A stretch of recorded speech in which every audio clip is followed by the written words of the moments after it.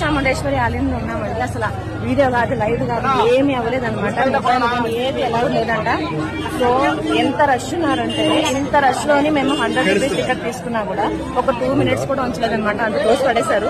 నాకు ఇది తిరుపతి గుర్తొచ్చింది. ఎందుకంటే అసలు 2 నిమిషాలు కూడా ఉండనివ్వలేదు. లడ్డూలు ఒకటి ఇస్తారండి 100 రూపీస్ దర్శనం అంటే. లడ్డూలు తీసుకొని ఒక లాంగ్ లైన్ ఉంటుంది, ఫ్రీ దర్శనం అనమాట. చిన్న షార్ట్ కట్ ఉంటుంది, అది 100 రూపీస్ దర్శనం. బట్ 2 మినిట్స్ కూడా ఏమి డిఫరెన్స్ లేదండి. 100 రూపీస్ అన్నా ఫ్రీ అన్నా ఏదన్నా కూడా. బట్ చాముండేశ్వరి దేవి ఆలయంలో మైసూర్ చాలా ఫేమస్.